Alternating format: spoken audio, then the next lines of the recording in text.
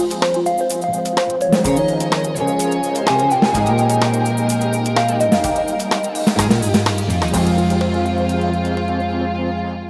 right, well, we're here today to talk about the Castilleja School expansion plan. This is a project that's been in the works for a couple of years, but it's really heated up over the last several months. So you've been covering the issue from the neighborhood's perspective as well as from the school's perspective. There was a meeting this week on Tuesday night between the two parties, which we'll talk about in a second. Sure. It's safe to say that tensions are high, there's distrust, there's polarization. This isn't the first time, though, in Palo Alto that there's been an institution and neighbors surrounding that institution that have gotten into kind of very entrenched viewpoints, and it seems like compromise is not easily had. One thing that comes to mind is Maybell, of course, from a couple years ago. Let's play compare and contrast a little bit. So what's the difference between the Maybell housing situation, senior housing, and single-family homes versus Castilleja? Well, first of all, I just want to agree with you. This is our scandal du jour right now. There's probably been more comments about the Castilleja expansion than any other development this year. And so I'd say the biggest difference between this project versus the Maybell one, which was in 2013 and which led to this huge shake-up on the council and the elimination of PC zoning and had all sorts of political ramifications. I think the biggest difference is the localized nature of this particular project as opposed to Maybell. Both projects kind of started out from the immediate neighborhood of where the project was proposed for, in Barron Park for Maybell, and here it's in like the Bryant Street area on the Old edge Palo of Alto downtown. Embarcadero Road. Yeah, but I feel like the other one, it became a citywide issue really quickly because so many people were frustrated with PC zoning and other issues that had very little to do with the particular 60-unit plus 12-home project that was proposed for the site, but were just kind of venting their frustrations about zoning, abuses of conditions, and past PC projects.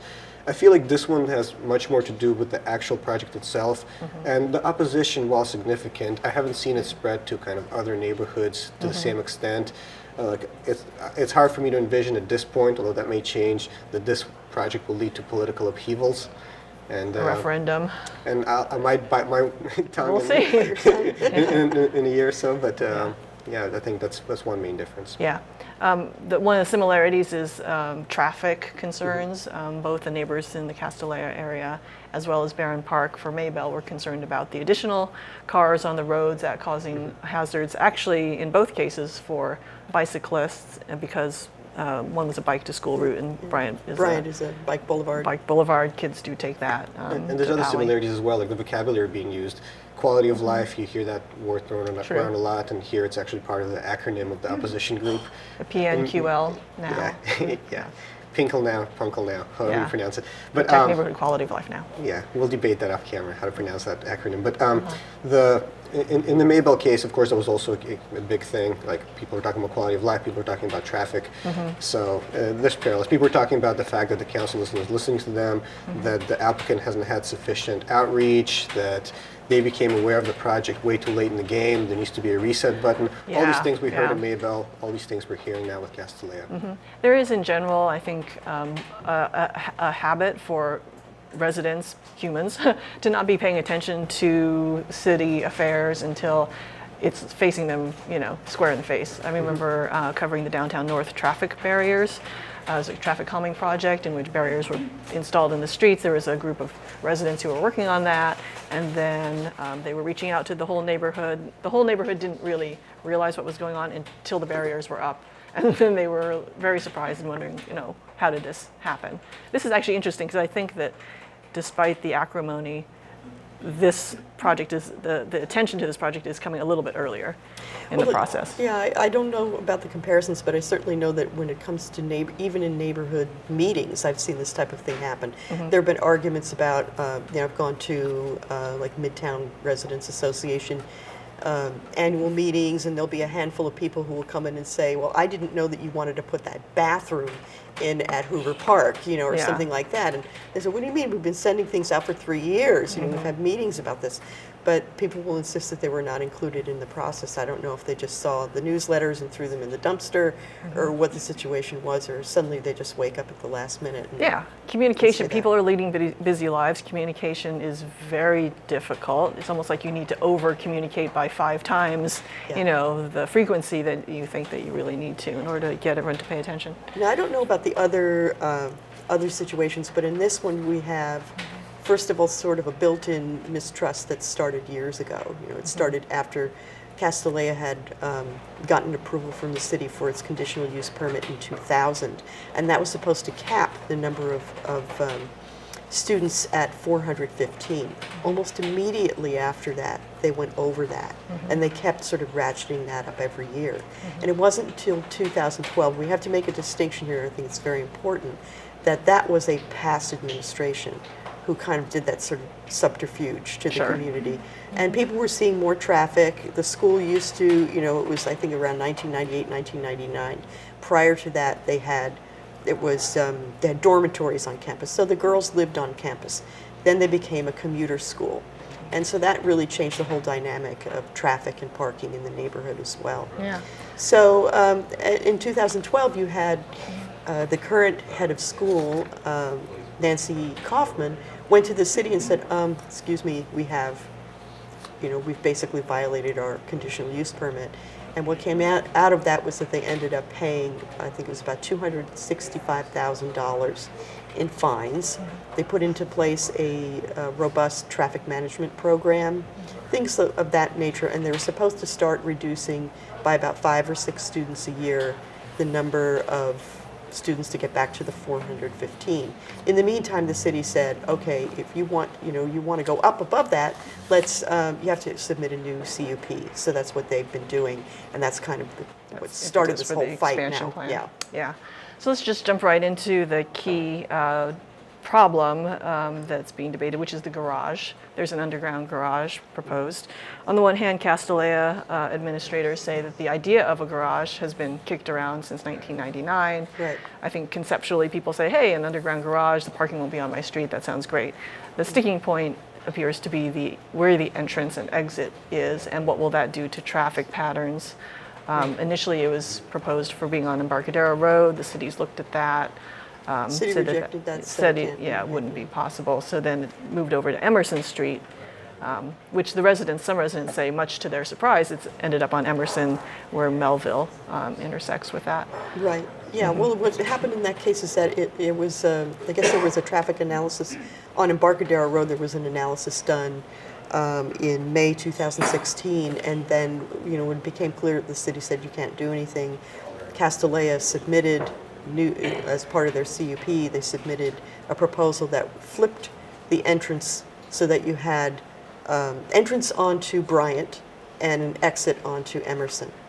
And this came as a surprise to people who said that they basically only saw the plans maybe 2 weeks before it was actually submitted. And so there was really they felt there was no vetting to the community. And this is something that even people that worked with Castilleja for more than 2 years as a small neighborhood community working group said they would have told them straight out, they'll never fly with the neighbors. Yeah. Have the neighbors ever proposed what they would support as far as the parking situation? Yeah.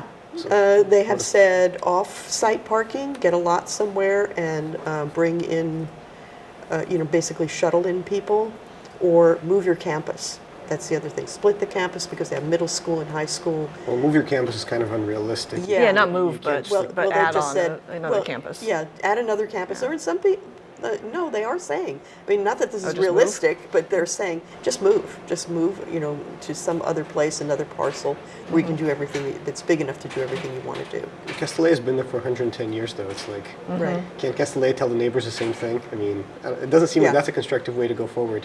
It's like they both kind of knew where they're getting property. Right, and this is what they're, it must be said that there are a number of people in the community who are Castilleja neighbors who are very much for the expansion. They say whenever there's been a problem, Castilleja's been a good neighbor.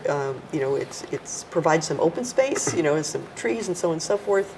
They support the mission of the school. They say when we've had parking and traffic issues, they've always addressed them.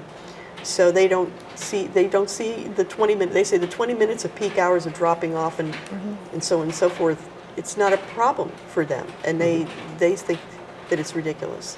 Sometimes when people have raised the idea that they were not informed of the garage, and then Castilleja says, but no, this idea has been around since 1999 at least. I feel like people are talking past each other, because the point that the residents who are complaining about the garage exit on Emerson are saying is that it's not the garage in general, it's that there is this specific traffic pattern that would be created by the Emerson exit. And that's what they were uninformed about. Well, I think it's really a confusing morass, to tell you the truth, because you're going to have people who say, I've heard people who say, we had no idea about the garage. There are people who say, we never wanted the garage. We knew about it, but we never wanted it. There's no indication that they were ever opposed to it. Castilleja, on the other hand, says you knew about this garage from the start, but conveniently leaves out the fact that people that were sort of in favor of it were in favor of it only if it went out on Embarcadero, and then surprise, it's going in through the neighborhood. Yeah. But it is also, the school, to be fair, the school also, in terms of the way they planned it, is they planned that it's going to make, when it would exit, it would make a right turn on Emerson, just affect maybe 2 or 3 houses, rather than, the idea is not to have it circulate through the neighborhood. But people point out, most of the people who are going to the school, about 70% are from outside of Palo Alto, live in sort of the western part of, not Palo Alto, but let's say Woodside, Portola Valley, so on and so forth. And so they don't want to get out, make a right onto Embarcadero, and head towards the 101. There's no way to do a U-turn, and so they'll just loop back through the neighborhood again. Yeah, or they turn left on Middlefield from that point. Yeah. So Tuesday's meeting proposed to be run by a facilitator. Right. First of all. Yeah. And then it was in the format that the neighbors had requested. What was the tenor? Were people respectful to each other? Was it more of the same? It was. Initially, the tensions were running high, and there was people, I think there have been a lot of arguments about neighbors that felt that at previous meetings that they've had, and Castilleja is required to have 2 a year with the community, that they felt that they were very orchestrated, and that there wasn't really any time for input or opportunity for real community input. I haven't been to those meetings, so I don't know if what constitutes community input. Is it people standing up and screaming, getting it all out of their systems, or what? And so they came into this meeting. They came into this meeting tension. with a few, with that tension, and there were a few people who, right off the bat, were very opposed to the idea that there were going to be not speaker cards, but question cards that would be handed to the facilitator, and you had write down your question, and then the panel, and this was a panel of 7 people from PNQL now, and 2 Castilleja officials, and you would ask your question, and then those people, and you could direct it to an individual or not, and those people would answer the question. So other people said, no, I don't want to do that. I want to be standing up and asking, I want to make my statements. They wanted it to be much broader. So there was some shouting in the beginning, and as it ended up that the facilitator agreed to have people, you could speak to your question, essentially, but you didn't need to put it into a speaker card so that things weren't getting out of hand. And that worked out. Did people still seem to be talking past each other, though? I mean, were people agreeing with each other on different sides, or were there ideas coming out of it? No, that not were really. New? There was a lot of PNQL now putting forth the same things, same complaints that they've had for a long time, and not just themselves, but other people as well who are against the project. Nobody really spoke out who was for the project, and speaking to those people afterwards, they said, frankly, we're just afraid to do so because we get shot down by the overshouted basically by the other people. And I think it's actually a very good point, because I feel like the opposition group in this case, and this is another similarity in Maybell, they've been extremely effective at organizing. I spoke to Nelson Ng and Mary Sylvester, I think it was in late March, Right. I think Nelson mentioned that each of them spends 50 hours a week or something like that on this. I mean, they have all these graphics that they came out Right, with, yeah. maps, you've seen signs everywhere. Signs and lawn so signs, they are very roads, vocal, and they are very well organized, but I think it's worth pointing out, and when the Planning Commission held its hearing, a scoping meeting for the environmental analysis, there were a lot of people who were supporting Castilleja expansion, not just the school administrators, but like neighbors of Castilleja and, you know, residents of Palo Alto from other neighborhoods. So it's kind of important not to let like the loudest voices kind of assume the mantle of being the prevalent kind of speaking for the opinion, majority speaking for the whole neighborhood. I think there's a very, very sizable opposition. I mean, they had a petition that had like 500 signatories, but at the same time, you had quite a few people saying that this is the expansion is a great project and they fully support it. So yeah, and I see this is the other thing that's come up is that the people who live in the neighborhoods who are most affected by this and basically are opposed to it, those are the people who said, we've always been at other meetings, it's been stacked against us with parents from Castilleja and that type of thing. So they felt, you know, this is part of the counter-stacking. Yes, this is the part of the mistrust that has been building, is that people just feel like, that live there feel like they are being overwhelmed, either by one side or another. It's either the people who are for the expansion feel that they're being shouted down, and the others feel like it's always being stacked against them in terms of the way that the meetings are being set up and that type of thing. So this time, Castilleja said, you know, they agreed because the opposition said, we will boycott your meeting unless we get to set it up the way we want to. And they agreed to something that worked pretty well. By the end of the meeting, people said they felt pretty satisfied that this is the first time that they felt that they were able to speak their minds. So that was a positive note. I felt that the meeting, you know, that it almost seemed like they were making some progress. Now, the one other thing that In what way? Well, in that it seemed like maybe they were starting to open the door to communicate. One of the things that came out of this was a parent stood up, and he also has a child there, and he lives in the neighborhood. And he said, I really think that we need to hit the reset, you know, just reset the whole process, and let the neighbors get all their ability to speak about all the issues out there.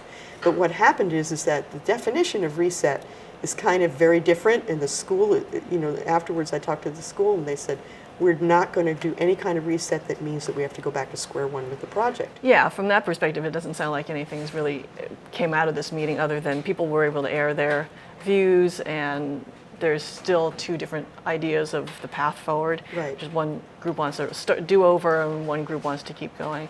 I think if I were on the city council, or if I were in the city planning department, I would probably think that now's the time to get in there and to start acting and, you know, trying to mediate, trying to get people to talk with each other, because just going through the city process, as we've seen through other development projects, you know, there are these forums that don't seem somehow able to get people together to come out with, instead of becoming people coming more to the center, it just seems like it perpetuates some polarization. I don't know if there's something that city council members can do. I'd be surprised if there was, because as Sue mentioned earlier, I mean, the distrust is so entrenched. I mean, this has become about so much more than the design of the garage or, you know, the rebuilding of the 6-acre campus. Yeah. Like when I speak to opponents of the project, you know, the one thing that keeps on coming up is the fact that they were over-enrolled, they're getting away with kind of violating the CUP. It sets a terrible precedent. You know, Palo Alto has let Castilleja get away with this for years, and now any school could do it and know that they could do it with impunity. These kinds of issues, you know, this distrust, it's so entrenched now that it's hard to imagine, like, you know, a member of the city staff or even a member of city council proposing like some kind of a design revision that would make those kinds of animosities go away. Yeah, I was thinking, though, about the last-minute, truly, mediation session that Sharf had. How did that go? Well, I think it was just about 1 day long, so it didn't seem like they gave it enough, you know, time to work. But and that led to a referendum that killed the project and appended the council. It was kind of interesting. So it's tough. I mean, it might be a worthwhile pursuit, but history doesn't give me confidence that, you know, you could have mediation. We are earlier in the process. That's one thing I want to say in its favor. Right. And well, there were a couple of things that were of note. One was that Steve Emsley, even though he's no longer with the city of Palo Alto, was still there. He was there, and he was writing down all of the different, you know, like on a white, on pieces of paper. He's consulting for Castilleja now, right? That's why. I think he doesn't represent the city. He represents the Castilleja. But it was interesting that they brought in somebody who used to be from the city, who's now, you know, trying to help through this process a little bit, or at least get a view of what's really going on there. Yeah. So, you know, that I think that back and forth is still going on without any real progress. And Part Yeah. of it is also a reflection of just the general rage within the whole city amongst everybody about all the squeezing. You know, one of the things that's happened with people who are pro-development for the Castilleja project, the pro-expansion neighbors said, you know, I don't know if it's just this project or if it's just the way everybody feels about about all of the development in Palo Alto. That people don't like change, and Palo Alto is growing up. It's becoming a big, you know, much bigger city, and people just don't want it. You know, they want their way of life to be what it is, and this is another reflection of that. Yeah. Let's talk about the EIR, the Environmental Impact Review, which is required. Right. So the school submitted its plans a year ago, and so it's working through the process. The EIR scoping, what's the nature of that? Yeah, right now, schedule? basically, in March, the Planning Commission discussed the scoping, what should be studied.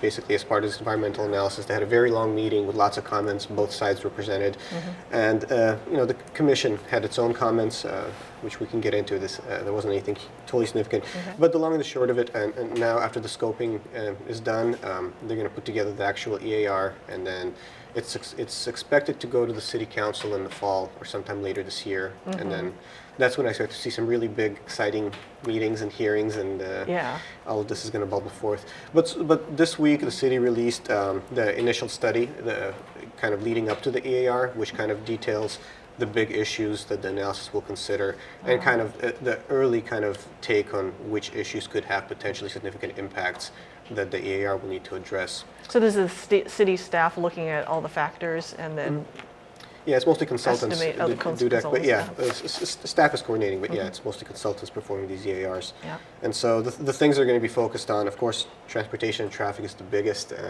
and that was identified as having potentially significant impact. So, you know, the concerns of the residents aren't wrong. It's just that it's a matter of how much and what Castilleja could do about it to mitigate it. Then, of course, land use planning, aesthetics, those are kind of things. Noise. Noise, greenhouse gas emissions. I think one of the interesting things within each of these categories, there's like subcategories that the consultants check off. And I think under land use planning, like bullet point A is physically divide an established community, potentially significant. And I'm not sure about physically, but you know, clearly that's an impact that we're already seeing based on Sue's reporting in the last few stories. Yeah. Right. But yeah, so these are some of the issues, and geology and soils and those kinds of things. I thought it was interesting they have tribal cultural resources on there. Yeah, it'll be interesting to see. I'm sure it has to do with digging the garages and seeing, you know, possibly. There might be some Native American You sites. never know if something is going to turn up. Yeah, that'd be interesting.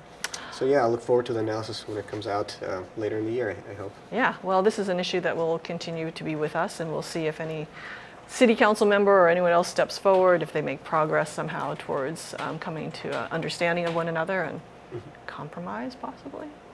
Well, that wraps it up for this week's episode of Behind the Headlines. If you like what you hear and you want to be notified of future episodes, click on the subscribe button below. You can stay on top of all Palo Alto news by going to paloaltoonline.com, or join the conversation about Castilleja School's expansion by going to Town Square, which is paloaltoonline.com/square. We'll see you next week.